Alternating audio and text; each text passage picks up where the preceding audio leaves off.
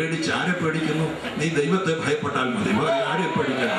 നീ ദൈവസ്ഥയിൽ വന്ന് ശബ്ദത്തെ പ്രാർത്ഥിക്കണം, കൈയുയർത്തി പ്രാർത്ഥിക്കണം. ആരാധനയ്ക്ക് തടസ്സം നിൽക്കുവാൻ ലോകത്തിനൊരു ശക്തിയുമില്ല. ദൈവത്തെ സ്തുതിക്കുന്നതിന് വിലക്ക് വെക്കുവാൻ ലോകത്തിനൊരു ശക്തിയുമില്ല. നീ ദൈവത്തെ നൃത്തം ചെയ്യണമെങ്കിൽ നൃത്തം ചെയ്ത് ആരാധിച്ചു പോകണം. ദൈവത്തെ വചനത്തിൽ സ്തുതിക്കണമെങ്കിൽ ഭൂമി അതിന്റെ പൂർണ്ണതയിൽ യഹോവയ്ക്കുള്ളതാണ്. നീ ദൈവത്തെ സ്തുതിച്ചു വേണം. ദൈവത്തെ ആരാധിക്കാൻ നിനക്ക് സ്വാതന്ത്ര്യമുണ്ട്. ഈ മണ്ണിൽ സ്വാതന്ത്ര്യമുണ്ട്, ഈ രാജ്യത്ത് സ്വാതന്ത്ര്യമുണ്ട്. പ്രാർത്ഥന ശരിക്കുള്ളത് നടക്കണം.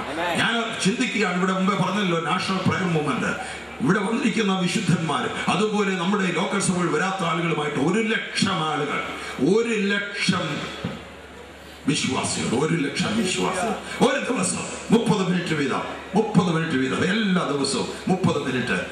അത് രാവിലെ 15 മിനിറ്റ്, വൈകിട്ട് 15 മിനിറ്റ് ആകാം, അല്ലെങ്കിൽ 5 മിനിറ്റ് വീതം 3 പ്രാവശ്യം 30 മിനിറ്റ് വെച്ച് ഈ രാജ്യത്തിന്റെ അനുഗ്രഹത്തിന് വേണ്ടി, ഇവിടുത്തെ ഉണർവിന് വേണ്ടി, ഇവിടുത്തെ ദൈവ പ്രവർത്തനങ്ങൾക്ക് വേണ്ടി പ്രാർത്ഥിക്കുമെങ്കിൽ 1,00,000 ആളുകൾ 30 മിനിറ്റ് പ്രാർത്ഥിച്ചാൽ 50,000 മണിക്കൂർ പ്രാർത്ഥന ഒരു ദിവസം സ്വർഗത്തിലേക്ക് ചെല്ലും.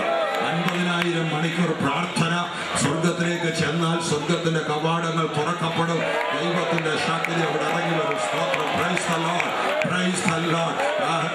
അപ്പന്റെ അടുക്കൽ ചേട്ടൻ ഉടുപ്പിട്ടുണ്ട് എന്ന് ഞാൻ ഏശാവാണെന്ന് പറഞ്ഞ ഉബായ് അവൻ വീട് വിട്ട് ഓടുമ്പോൾ അന്ന് രാത്രി അവൻ കിടന്നെടുത്ത് സ്വർഗം തുറന്ന് കോവേണി ഇറക്കി ദൈവം തമ്പുരാൻ അവനോട് സംസാരിച്ചെങ്കിൽ ദൈവസന്നിധിയിൽ നേരോടെ നിൽക്കുന്ന, വിശുദ്ധിയോടെ നിൽക്കുന്ന, അവന്റെ നാമത്തിന് വേണ്ടി കഷ്ടവും അപമാനവും സഹിക്കുന്ന നിനക്ക് വേണ്ടി ദൈവത്തിന്റെ കവാടം തുറക്കാതിരിക്കുമോ? സ്വർഗത്തിന്റെ കോവേണി നിനക്ക് വേണ്ടി ഇറങ്ങി വരാതിരിക്കുമോ? ഇന്ന് രാത്രി സ്വർഗം തുറന്നിരിക്കുന്നു. ഇന്ന് രാത്രി ദൈവത്തിന്റെ കോവേണി ഇറങ്ങി വന്നിരിക്കുന്നു. 1,00,000 വിശ്വാസികൾ, 1,00,000 കർത്തൃദാസന്മാർ പ്രാർത്ഥിക്കുവാൻ തീരുമാനിക്കണം. ഈ രാജ്യത്ത് വേണ്ടി പ്രാർത്ഥിക്കാൻ തീരുമാനിക്കണം. ദിവസം അരമണിക്കൂറെങ്കിലും പ്രാർത്ഥിക്കാൻ തീരുമാനിക്കണം. ദൈവത്തിന്റെ വലിയ അത്ഭുതങ്ങൾ നമ്മുടെ കണ്ണിന് മുമ്പിൽ നമ്മൾ കാണാൻ പോകുക. പ്രാർത്ഥന മാത്രമല്ല, വചനത്തിന്റെ ശക്തി. വചനം വിളിച്ചു പറയണം, ദൈവവചനം വിളിച്ചു. എന്തിനാ ഈ പ്രസംഗത്തിലൂടെ നിങ്ങളെല്ലാം പറയാനായിട്ട് പറയുന്നറിയാം? വിളിച്ചു പറയുന്നതിന് ശക്തിയുണ്ട്. പറഞ്ഞു പറയണം വചനം. എൻ്റെ ജീവിതത്തിൽ ഏറ്റവും വലിയ ബുദ്ധിമുട്ടും പ്രയാസമുണ്ട്. ഒരു രാത്രിയിൽ ഞാൻ വളരെ ഭാരപ്പെട്ട്, വളരെ ഇരുട്ടി രാത്രിയിൽ കിടക്കയിൽ കിടന്ന് പ്രയാസപ്പെടുന്ന അവസരത്തിൽ പെട്ടെന്ന് 23 സങ്കീർത്തനം എൻ്റെ അകത്ത് വന്നു.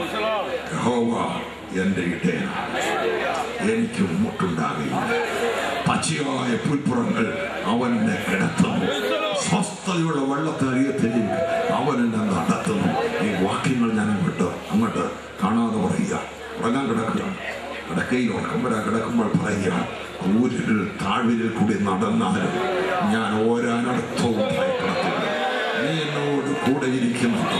ഞാൻ അറിയാത്തൊരു ശക്തി എൻ്റെ ഹൃദയത്തിലേക്ക് വന്നു. എൻ്റെ ഭാരങ്ങൾ മാറി, എൻ്റെ വിഷമങ്ങൾ മാറി. ഞാൻ ദൈവത്തെ സ്തുതിച്ചു. എൻ്റെ മനസ്സിൽ നിന്ന് എല്ലാം എടുത്ത് എറിഞ്ഞതുപോലെ മാറിപ്പോയി. ഞാൻ സ്വസ്ഥമായിട്ട് കിടന്നുറങ്ങി. ദൈവവചനത്തിൻ്റെ ശക്തി അതിന് സൗഖ്യമാക്കാൻ കഴിവുണ്ട്. അതിൻ്റെ ഉള്ളിലെ മനപ്രയാസങ്ങളെ സൗഖ്യമാക്കാൻ ശക്തിയുണ്ട്. നിന്റെ ശരീരത്തിൽ അത്ഭുത രോഗശാന്തി തരുവാൻ അതിന് ശക്തിയുണ്ട്. അതിവേഗത്തിലൂടെ വചനം അയച്ച് അവൻ സൗഖ്യമാക്കുന്നവനാണ്. മനുഷ്യർ നിന്നോട് പറഞ്ഞു കാണും, നിനക്ക് കഴിവില്ല, നിനക്ക് പ്രാപ്തിയില്ല, നിന്നെ കൊണ്ടൊന്നും ചെയ്യാനൊക്കത്തില്ല, നിന്നെ കൊണ്ട് നടക്കത്തില്ല, നീ ഒരു ഗതിയും പിടിക്കത്തില്ല, നിനക്ക് എന്ത് കഴിവുണ്ട്, തിരുമണ്ടനാ, തിരുമണ്ടിയ, ഒരു ബുദ്ധിയില്ലാത്ത ജീവിയാ, നിനക്ക് ഒരു ഗതിയും വരത്തില്ല, നിനക്ക് ഒരു ഭാവിയും ഉണ്ടാകത്തില്ല എന്നൊക്കെ ആരെങ്കിലും ഒക്കെ ശപിച്ചിട്ടുണ്ടെങ്കിൽ നീ ദൈവവചനം കൊണ്ട് അതിനെ തകർക്കണം. എങ്ങനെയാണെന്നറിയാമോ? എന്നെ ശക്തനാക്കുന്നവൻ മുഖാന്തരം ഞാൻ സകലത്തിനും മതിയായവൻ, എന്നെ ശക്തനാക്കുന്നവൻ മുഖാന്തരം ഞാൻ സകലത്തിനും മതിയായവൻ. ആരെങ്കിലും നിന്റെ മേൽ എന്ത് ബന്ധനമിട്ടാലും, മന്ത്രവാദം കൊണ്ട് ബന്ധിച്ചാലും, ക്ഷുദ്രപ്രയോഗം കൊണ്ട് ബന്ധിച്ചാലും, വചനത്തിന്റെ ശക്തിയുടെ മുമ്പിൽ അതെല്ലാം തകർന്നു പോകും. ദൈവ വചനത്തിന്റെ അതിശക്തമായ പ്രയോഗം കൊണ്ട് നിനക്കെതിരെ വരുന്ന സകല പോരാട്ടങ്ങളെ തകർക്കുവാൻ നിനക്ക് കഴിയും. വചനം വിളിച്ചു പറയുക, വചനം ഉച്ചരിച്ചു കൊള്ളുക. 23 സങ്കീർത്തനം പോലെ എനിക്ക് ഇഷ്ടമുള്ള വേദഭാഗ. സ്വർഗ്ഗസ്ഥനായ പിതാവേ, അവിടുത്തെ തിരുനാമം പരിശുദ്ധമാക്കപ്പെടണമേ, അവിടുത്തെ തിരുരാജ്യം വരണമേ, അവിടുത്തെ തിരുവിഷ്ടം സ്വർഗത്തിലെ പോലെ തന്നെ ഭൂമിയിലുമാകണമേ. അത് വചനമാണ്. എങ്ങനെയോ കുറച്ച് പേർക്ക് തെറ്റിദ്ധാരണ ഉണ്ടായിട്ടുണ്ട്, അത് പറയണ്ട. അത് വചനം. 23 സങ്കീർത്തനം പറയണമെങ്കിൽ അതും പറയാം. ദൈവവചനമാണ്. ദൈവവചനം അവന്റെ നാമം വിശുദ്ധീകരിക്കപ്പെടും. സ്വർഗത്തിലെ പോലെ തന്നെ അവന്റെ ഇഷ്ടം ഭൂമിയിലാകണം. എനിക്ക് ഇന്നുള്ള ആഹാരം അവൻ തരണം. നമ്മുടെ പ്രാർത്ഥനയാണ്. ദൈവവചനത്തിന്റെ ഏത് ഭാഗവും നിനക്ക് ഉച്ചരിക്കാം. ദൈവവചനത്തിന്റെ ഏത് ഭാഗവും ഏറ്റവും അവന്റെ വാഗ്ദാനങ്ങൾ മുറുകെ പിടിക്കണം. അവന്റെ വാഗ്ദാനങ്ങൾ ഒരു രോഗിക്ക് വേണ്ടി പ്രാർത്ഥിക്കുമ്പോൾ പ്രാർത്ഥിക്കേണ്ടത്, കർത്താവേ നിന്റെ അടിപ്പിണരാൻ ഇയാളുടെ സൗഖ്യം വന്നിരിക്കണം. വചനം ഉദ്ധരിച്ചുകൊണ്ട് പ്രാർത്ഥിക്കാൻ അപ്പോസ്തലന്മാര് 1-ാം നൂറ്റാണ്ടിൽ ഒന്നിച്ച് പ്രാർത്ഥിച്ച വചനം ഉദ്ധരിച്ച കർത്താവേ നിന്റെ പരിശുദ്ധ ദാസനായ യേശുവിന് വിരോധമായി ഭൂമിയിലെ രാജാക്കന്മാർ കൂട്ടം കൂടി അധിപതികൾ തമ്മിൽ ആലോചന നടത്തിയിരിക്കുന്നു പറഞ്ഞ് പ്രാർത്ഥിച്ചപ്പോൾ അവരിരുന്ന സ്ഥലം കുലുങ്ങി. വചനം ഉദ്ധരിച്ചാണ് പ്രാർത്ഥിക്കേണ്ടത്. ദൈവത്തിന്റെ വാഗ്ദാനങ്ങളെ പിടിച്ചാണ് പ്രാർത്ഥിക്കേണ്ടത്. ഞങ്ങളുടെ ബുദ്ധിമുട്ടൊക്കെ ഈ മഹത്വത്തോടെ അവിടുത്തെ ധനത്തിനൊത്തവണ പൂർണ്ണമായി തീർത്തരാന്ന് പറഞ്ഞു. നിനക്ക് കടബാധ്യതയുണ്ടെങ്കിൽ നിനക്ക് ദൈവവചനത്തെ പിടിക്കുക. ദൈവവചനം സമ്പന്നമായതാണ്. നിനക്കുള്ള വെള്ളി നാണയങ്ങൾ അതിനകത്തുണ്ട്. നിനക്കുള്ള സ്വർണ്ണ നാണയങ്ങൾ അതിനകത്തുണ്ട്. ചോദിച്ചുകൊണ്ട് ഞാൻ നിനക്ക് തരാമെന്ന് പറഞ്ഞു. നീ തലപൊക്കി നോക്കുക.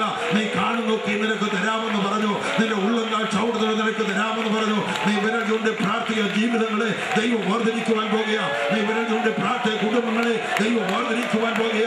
ഓ ദൈവത്തിന്റെ വാഗ്ദാനങ്ങൾ മുറുകെ പിടിക്കണം. ദൈവത്തിന്റെ വചനം മുറുകെ പിടിക്കണം. വചനം ഉച്ചരിക്കണം. വാക്കുകളുടെ ശക്തി, വചനത്തിന്റെ ശക്തി നിന്റെ ജീവിതത്തിൽ വെളിപ്പെടുത്തണം. മൂന്നാമത് ശക്തി തീരുമാന ശക്തിയാണ്. തീരുമാന ശക്തി, ഇച്ഛാശക്തി. സാധാരണ മനുഷ്യർ ഉപയോഗിക്കാത്ത ഒരു കാര്യം തീരുമാന ശക്തി. ഒഴുക്കിനനുസരിച്ച് ഒഴുകാൻ എളുപ്പമാണ്. എങ്ങനെ പോകുന്നു അതിന് വലിയ സന്തോഷമൊക്കെ ആണെങ്കിൽ തീരുമാനം എടുക്കത്തില്ല. വലിയ താല്പര്യമാണ്. തീരുമാനമെടുത്തില്ലെങ്കിൽ ഒന്നും നടക്കത്തില്ല. തീരുമാന ശക്തി ദൈവം നിനക്ക് തന്നിരിക്കുക. രക്തസ്രവക്കാരിയായ സ്ത്രീ കർത്തൃദാസനോട് പ്രസംഗിച്ച രക്തസ്രവക്കാരിയായ സ്ത്രീ മർക്കോസിലെ വിശ്വാസമുണ്ട്.